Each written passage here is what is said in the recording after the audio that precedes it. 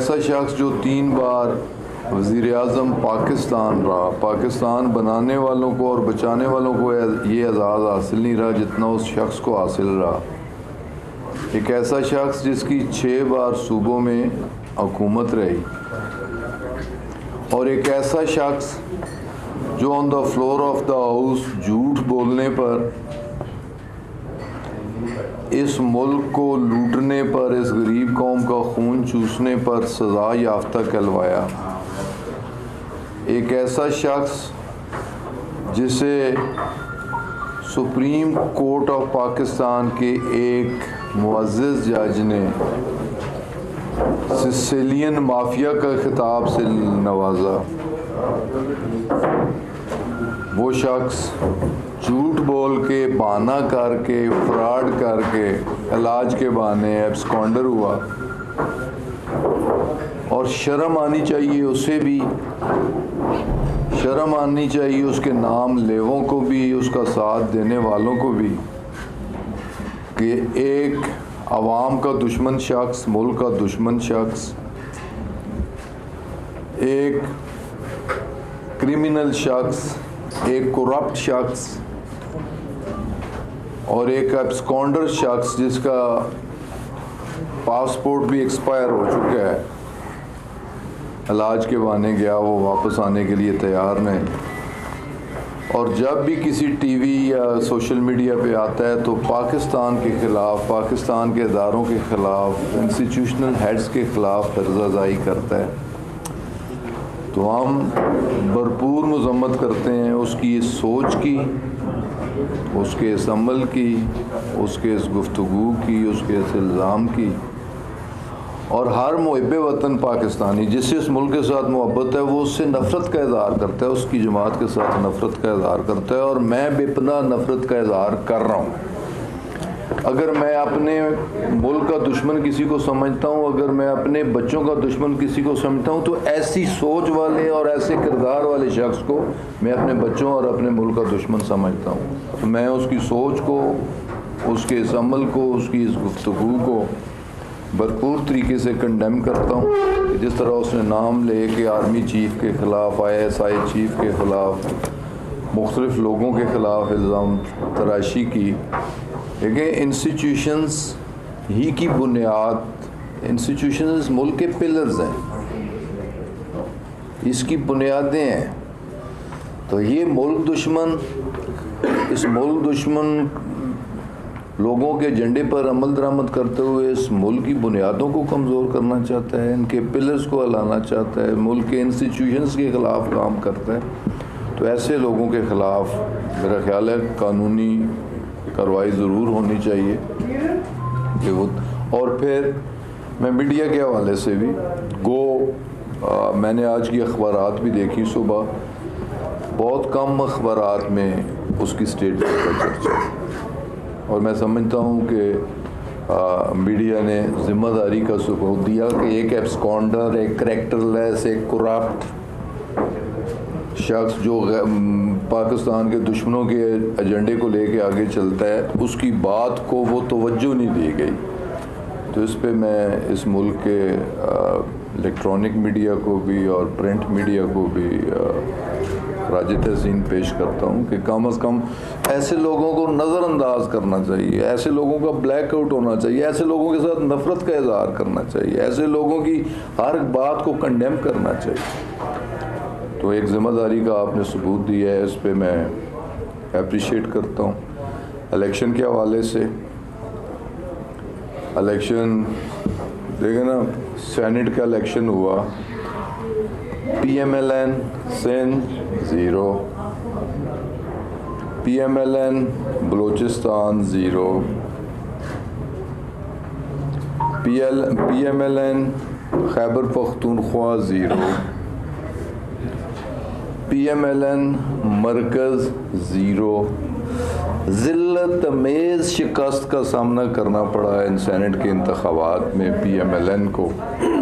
तो अब तो उन्हें होश आ जाने चाहिए कि जो उनका मुल्क दुश्मन बयानिया है, ये आगे नहीं चलेगा। पब्लिक में ऐसे ज़ीराई लोग नहीं इसे बख्शेंगे।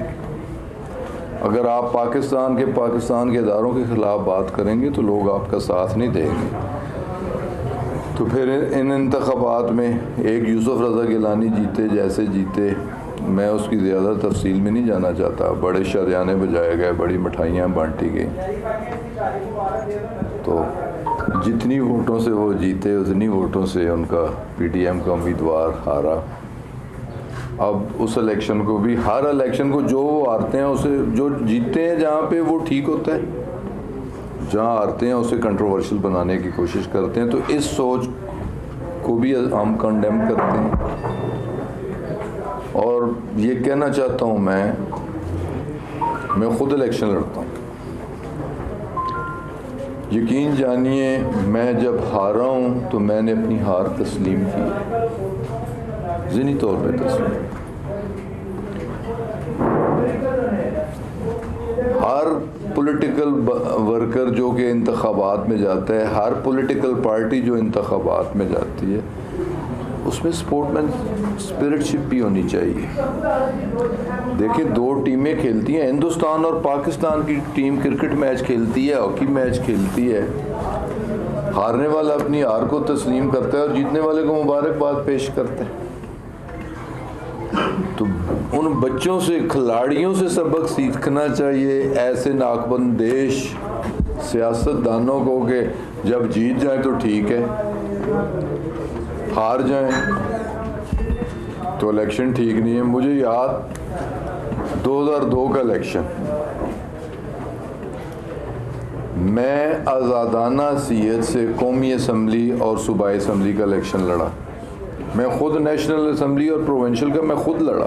दूसरी साइड पे मेरे विंग में कमरान असलम लड़ा, और हमारा मुकाबला उस वक्त की मुस्लिम लीग नवाज, पीपल्स पार्टी और MMA से था। नसार का अलायंस प्रोविंशियल सीट्स पे MMA के साथ था। तो नसार को ज़िल्लत अमेज़ शिकस्त हुई, एक आज़ाद उम्मीदवार से उसने अलायंस भी किया MMA से, लेकिन उसके बावजूद उसे शिकस्त हुई। इस हल्के में जो आज NA59 है, उस वक्त NA52 कहलवाता था, इस हल्के में राजा बिशारत, राजा नासिर वगैरह से, जो कि मुस्लिम लीग काफ के साइकिल उम्मीदवार के साथ इलेक्शन लड़ रहे थे, उनसे जीत हो गई। तो मौसूफ ने इरशाद फरमाया, 52 में इलेक्शन ठीक हुआ है, 53 में इलेक्शन रेक हुआ है। ये छोटी सोच, छोटे लोग अपनी हार को तस्लीम न करना। अब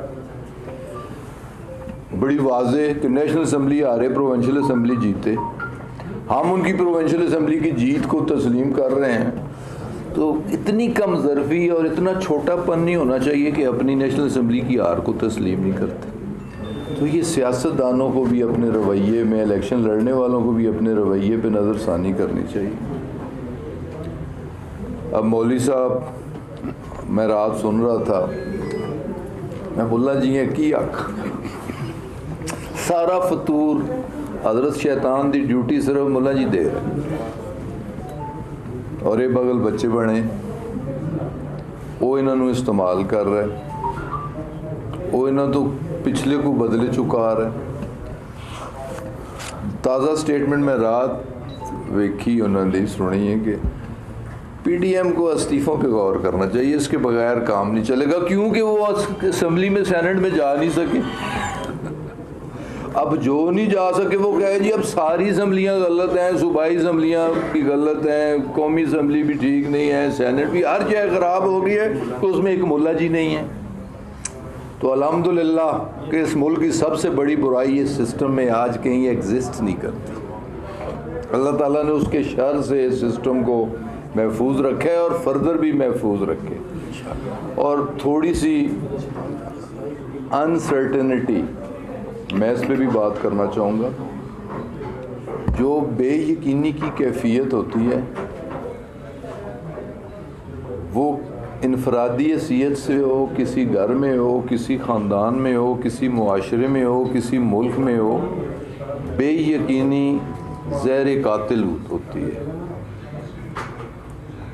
वो मुआशरा पनप नहीं सकता, वो घर आगे नहीं बढ़ सकता कि जिस घर में हर वक्त बेयकीनी की फ़ज़ा तारी रहे।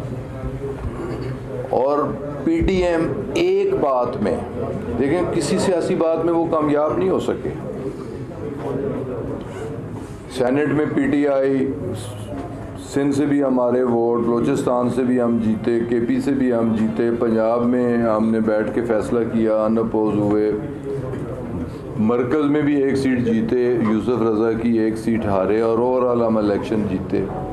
फिर प्राइम मिनिस्टर ने वोट ऑफ कॉन्फिडेंस भी लिया। इससे पहले उन्होंने चेयरमैन सेनेट के ख़िलाफ़ नो कॉन्फिडेंस मोशन मूव की, उसमें भी उन्हें नाकामी उठानी पड़ी। इससे पहले भी उन्होंने अटैम्प्ट करने की कोशिश की स्पीकर के ख़िलाफ़। इससे पहले भी उन्होंने कहा कि हम बजट पास नहीं होने देंगे, पिछला बजट, सब चीज़ें ठीक हुई। आज तक किसी एक काम में भी ऑपोजिशन को कामयाबी नहीं हुई और वो लोगों की पजीराई हासिल नहीं कर सके। लेकिन एक बात में वो कामयाब ज़रूर हुए, इस मुल्क को नुकसान देने में, कि उस बेयकीनी की कैफियत में इन्वेस्टमेंट कम, इन्वेस्टमेंट स्लो हो जाती है, एक्सपोर्ट स्लो हो जाती है, अदारे काम करना छोड़ देते हैं, स्टॉक्स बैठ जाते हैं। जैसे बड़े दिनों बाद हमारा स्टॉक क्रैश हुआ कल,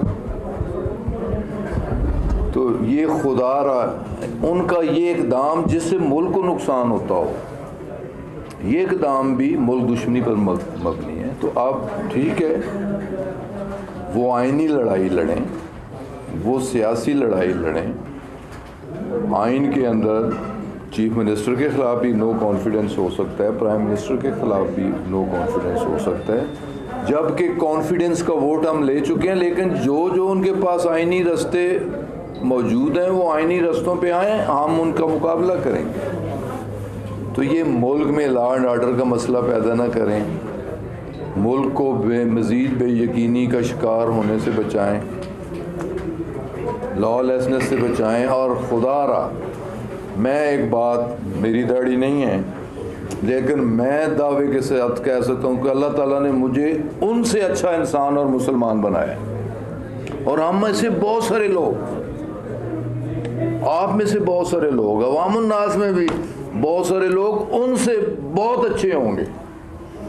सिर्फ दाढ़ी रखने से वो अच्छे इंसान तो नहीं बन गए, मौलवी लिखने से तो अच्छे इंसान नहीं बन गए। और इस्लाम का नाम लेके अब पम्फलेट तकसीम हो रहे हैं, खुदा न खास्ता। और मैं सिर्फ याद दहानी के लिए, और मैं ये चाहूँगा कि इससे इस पॉइंट को भी ज़रूर हाईलाइट होना चाहिए कि जमीयत उलमा इस्लाम हिंद का आज भी नारा मेरे कानों में गूंजता है, जो उन्होंने तहरीक पाकिस्तान की मुखालफत की थी। जमीयत उलमा इस्लाम हिंद का नारा आज भी मेरे कानों में वो वीडियो गूंज रही है। मैंने खुद वीडियो देखी है, पुलवामा वाक़या जो कश्मीर इशू पे टेंशन थी। जमीयत उलमा इस्लाम हिंद की ये स्टेटमेंट थी कि जमीयत उलमा इस्लाम पाकिस्तान हमारी ज़ैली ब्रांच है, और वो कह रहे हैं जला दो पाकिस्तान को जला दो। हम इस सोच की भरपूर मजम्मत करते हैं और भरपूर नफरत करते हैं ऐसे लोगों से। तो इसको कम अज़ कम ऐसे लोग जो पाकिस्तान के दुश्मन, मैं कहूँगा वो इस्लाम के भी दुश्मन, और इस्लाम का नारा लगा के इस्लाम का इस्तेमाल करके नाम और मुसलमानों में इंतशार पैदा करने की कोशिश करना, तो इस सोच की भी हम भरपूर मजम्मत करते हैं। अल्हम्दुलिल्लाह ये मुल्क इस्लाम के नाम पे हासिल हुआ है। ये मुल्क हासिल करने के लिए मेरे लाखों बुज़ुर्गों, भाइयों, बहनों, बेटियों ने जानों की, असमतों की, घर बार की, अपने आबाओ अजदाद की कब्रों की कुर्बानियाँ दी, और ये मुमलकत खुदादाद हासिल हुई। और मेरा ईमान है कि ये लैलतुल क़द्र की रात, 14वीं रमज़ानुल मुबारक की रात, 27वीं रमज़ानुल मुबारक की रात के मुल्क मार्ज़ वजूद में आया। अल्लाह ताला इसकी हिफाजत फरमाएगा। और ये मुसलमानों का मुल्क है, हम सब एक हैं। तो मुसलमानों में इंतशार डालने की कोशिश न करें, पाकिस्तानियों में इंतशार डालने की कोशिश न करें। तो बस ये कुछ मुझे कहना था। अगर किसी भाई ने कोई साहब, पीडीएम का एक तो शुक्रिया अदा करें कि उन्होंने आपको कंधा दिया हुआ है कि हुकूमत की जो कमज़ोरी है वो सारी उन पर डाल दी। महंगाई, बेरोज़गारी ना तो सेनेट में डिस्कस हुई, ना आज आपने डिस्कस की। जो गरीब अवाम है, जो लोग हैं, वो हुकूमत की तरफ देख रहे हैं कि आखिर इनको कब रिलीफ मिलेगा, लोग बेरोजगार हो रहे हैं, क़ुव्वत खरीद लोगों की कम हो चुकी है। इस मामले को खान साहब आप क्यों नहीं उठा रहे? लेकिन जी आज का एजेंडा, जैसे मैंने आगाज़ में ही बात की, 2 इश्यूज़ थे। ये कोई मामूली इशू नहीं था कि नवाज़ शरीफ बाहर बैठ के एक क्रिमिनल शख्स, एक एब्सकॉन्डर शख्स पाकिस्तान के ख़िलाफ़ बात करे, पाकिस्तान के अदारों के ख़िलाफ़ बात करे, अदारों के सरबराहों के ख़िलाफ़ बात करे। ये मामूली बात नहीं है।